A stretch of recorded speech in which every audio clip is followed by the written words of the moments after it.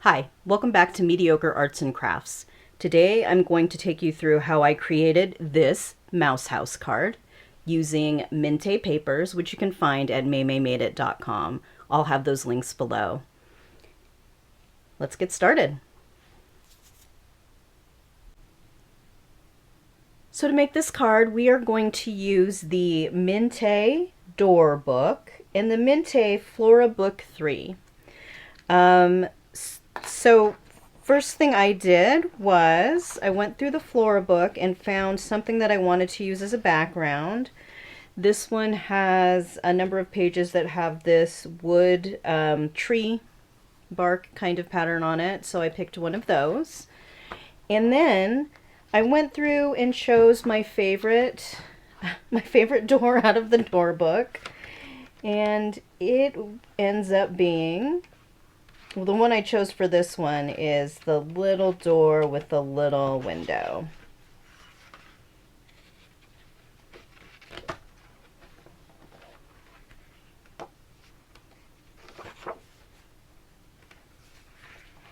This one.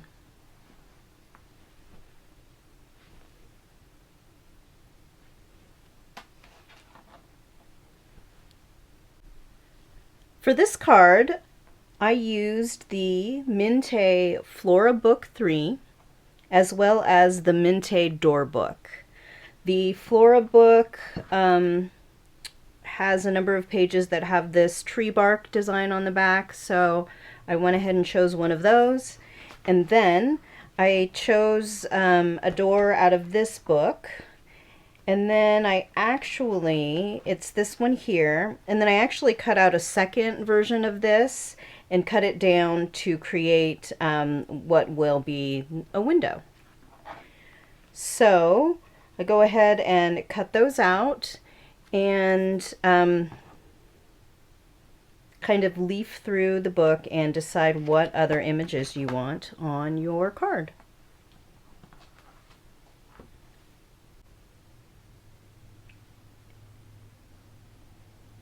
So I chose these pages out of the Flora book. I'm going to use a toadstool and an apple from this page, some greenery and tree slices from this page, and I'm not really sure what from this page yet, but I pulled them out to make them easy to fussy cut, and I'll start fussy cutting some of the elements that I want on my card.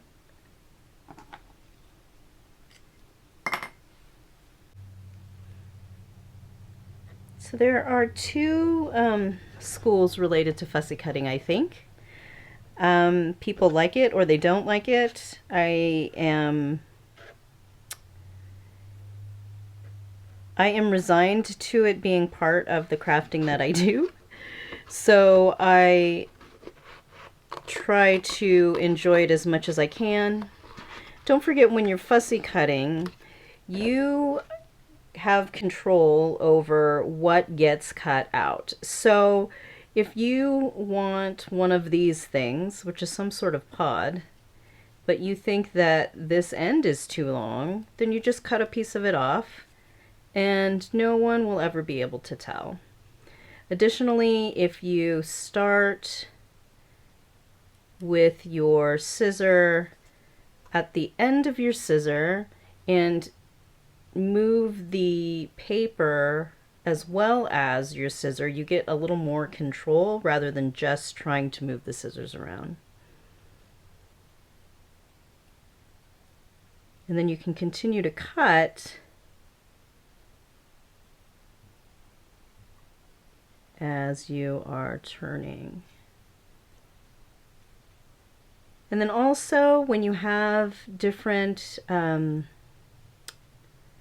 images that have tiny things, say like antenna on bugs or little twigs that hold leaves together, then you can cut some of that off. For example, if I decide to cut this guy out, I'm probably not going to be super precise and cut those teeny tiny points out, their fine detail. But once you get it cut out, the image stands for itself and it still looks great. So be kind to yourself and just give it a shot.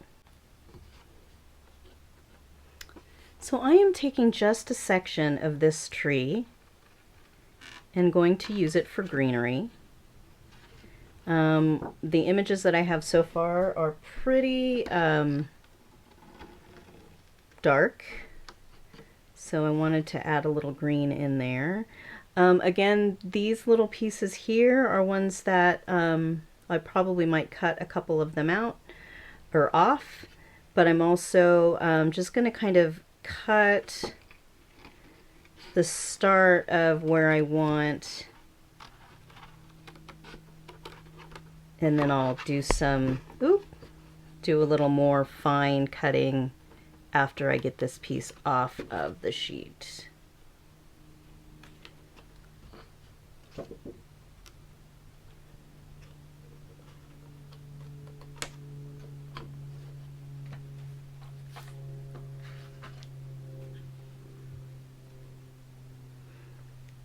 Some of these I just kind of slice into it, and I don't know if it's super precise as far as where the image is, but it still gives the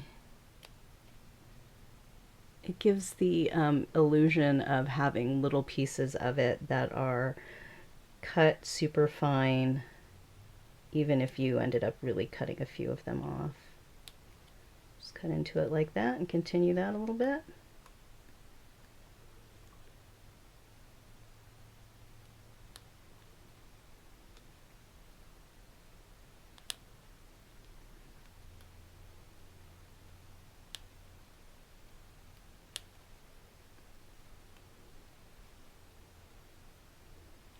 And so when you're doing stuff like this, especially this paper is pretty thick, you can see that there's some white there.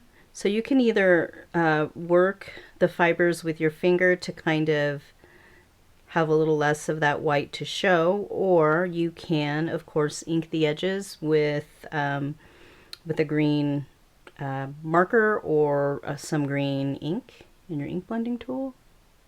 Sorry. It is sometimes in focus.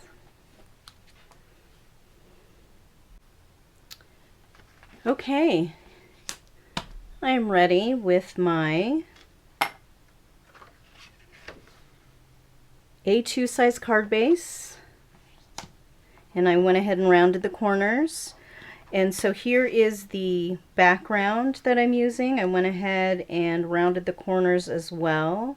And here I cut the mat about a ½ inch short, so there's 1/8 of an inch on each side, on both sides. So ½ of an inch shorter than the dimensions of your base. So there's that. And I'm going to go ahead and glue that down. I also went ahead and I rounded the top of the door, but I didn't round the bottom of the door. And we're going to put something down there in just a second. So I'm going to go ahead and start gluing these things together. Today I am using art glitter glue with the fine metal tip. This particular paper is one where I often am trying to ignore the fact that I have to choose one side over the other because I really like these. There we go. Make sure your card base is in the right orientation.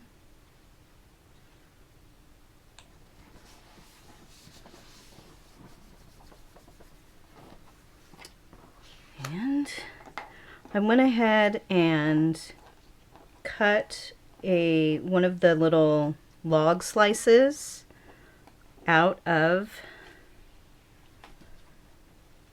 the Flora book, and then I cut it into thirds. So I'm going to go ahead and this is going to go right about here, and maybe this will come below a little bit. Let's see. Some glue. I don't know if See that?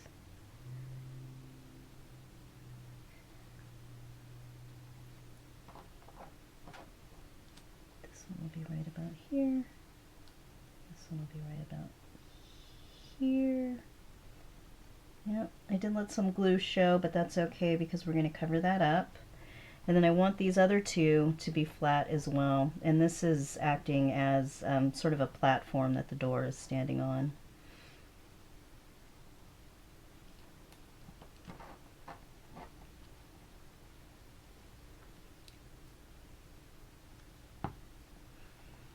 So I kind of want to try to line these up so that the door will be level when we glue that down. I don't know if that's really happening, but we can try. One more.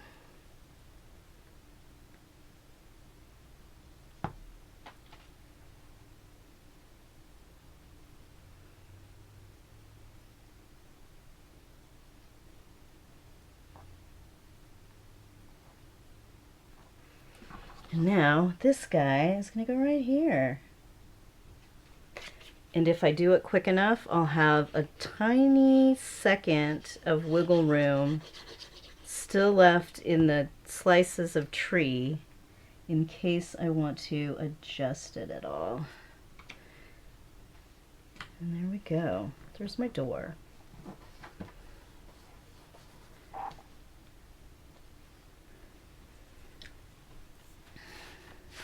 So first thing I wanted to do after I got my door is I want to add some color. So I'm going to add this guy. I think he'll probably be off the side a little bit. And then I glue this in and this giant apple. This will probably cut off a part of it. Let's see, actually,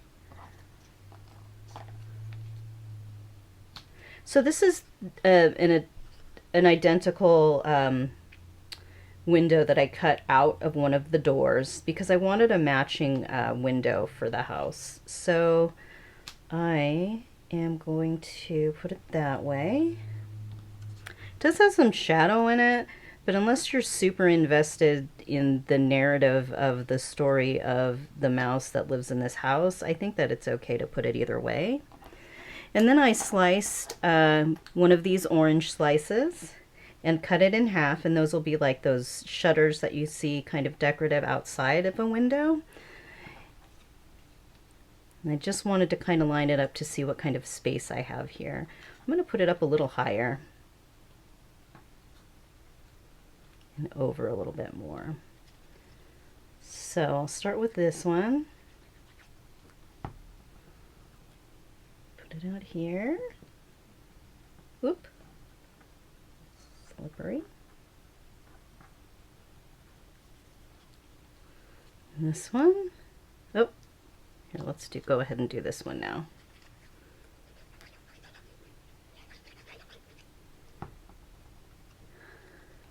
Ooh, sorry about that.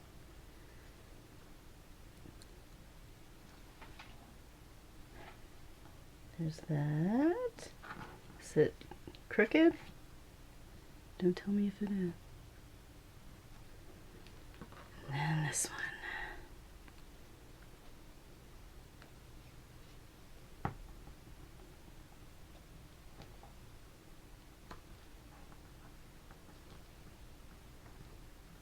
All right, so there's the window.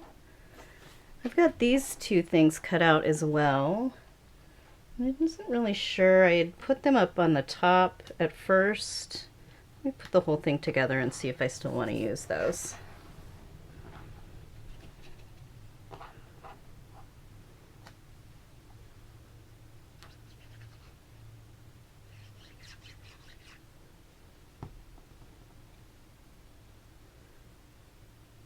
Okay.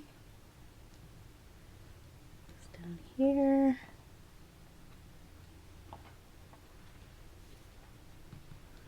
I think I'm going to go ahead and put the greenery down. You'll notice that this is from the tree, so it actually is in this orientation, but I'm just flipping it over. Gonna put it like that. I'll have the cinnamon sticks back here, so we'll go ahead and glue those down first. Then the greenery, then the apple.